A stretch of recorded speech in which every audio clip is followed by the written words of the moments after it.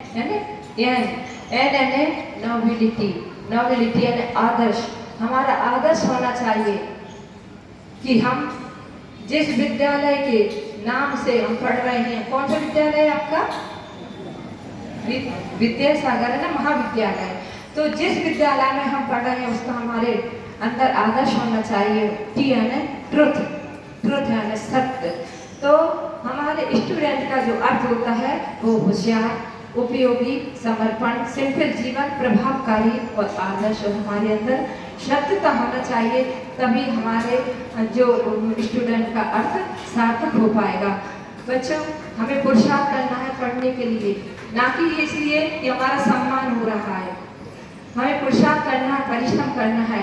जैसे कि एक बार एक बालक था और वो बहुत पढ़ता था और गरीब था, तो दीपक की रोशनी में पढ़ता रहता था। और एक दिन पढ़ते पढ़ते दीपक बुझ गया। वो बच्चा बहुत दुखी हुआ और अब सोचे अब क्या करूं, मेरे पास तो कुछ भी नहीं है। और दुखी होते होते और सो गया। और सोते सोते उसको एक स्वप्न दिखा। स्वप्न में उसने एक देव को देखा। देव आया, बोला बेटा क्या क्या चाहिए तुम्हें? उसने कहा मुझे विद्या चाहिए। विद्या? विद्या पाकर क्या करोगे? तो मैं ज्ञान प्राप्त करूंगा। तो वो देव बोला कि तुम अपना मुंह खोलो, मुख खोलो, मैं तुम्हारे मुख के अंदर धूप देता हूँ, तो तुम्हें बहुत सारा ज्ञान आ जाएगा। तो वो बेटा या वो बालक क्या बोलता है, नींद में भी वो बोलता है कि नहीं, मुझे उच्छिष्ट नहीं चाहिए, मुझे धूप नहीं चाहिए, किसी की परिश्रम या वो नहीं चाहिए। मुझे तो अगर आपको देना ही है तो मुझे इस दीपक में रोशनी दे दो, ताकि मैं इस रोशनी में विद्या का अध्ययन कर सकूं और अपने ज्ञान का अर्जन कर सकूं। इस प्रकार हमें परिश्रम करके ही, पुरुषार्थ करके ही हमें विद्या का अध्ययन करना, ना कि चीटिंग करके, है ना।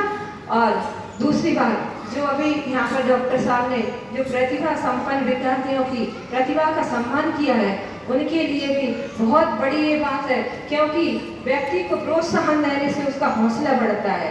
और जब हौसला बढ़ता है तो बच्चे आगे बढ़ते हैं। एक इनाम या गिफ्ट की बात नहीं होती।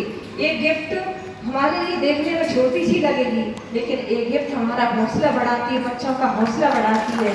जैसे कि ऐसे छोटा सा प्रसंग कह के हम समाप्त करेंगे। एक बार क्या होता है, एक पिता अपनी पुत्री को कहता है, वो 5वीं क्लास में पढ़ती थी।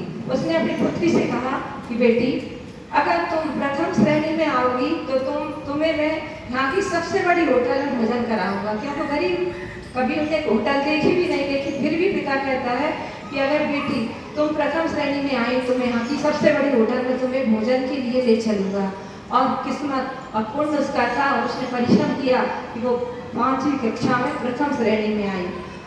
जब पिता उसको लेकर होटल पे जाता है तो बेटी कहती है, पिताजी आपके पास तो इतने पैसे नहीं है, इतनी बड़ी होटल जो सबसे फेमस होटल है उसको कैसे खिलाओगे? उसने कहा नहीं बेटी, मैंने कहा है कि मैं ले जाऊंगा। और वो होटल में ले जाता है उसके लिए। जब वो नौकर आता है तो उससे कहता है, पिता कि एक थाली भोजन की, सबसे अच्छे वाले भोजन की एक थाली लेकर आओ और एक गिलास पानी जो फ्री में मिलता वो पानी। तो नौकर ने कहा ऐसा क्यों? तो पिता ने कहा कि मेरे पास बस इतने ही पैसे हैं कि मैं अपनी बेटी को कहा था, इसलिए इसको गिफ्ट स्वरूप एक भोजन कराने के लिए लाया हूँ, तो बस एक थाली की मेरे पास पैसे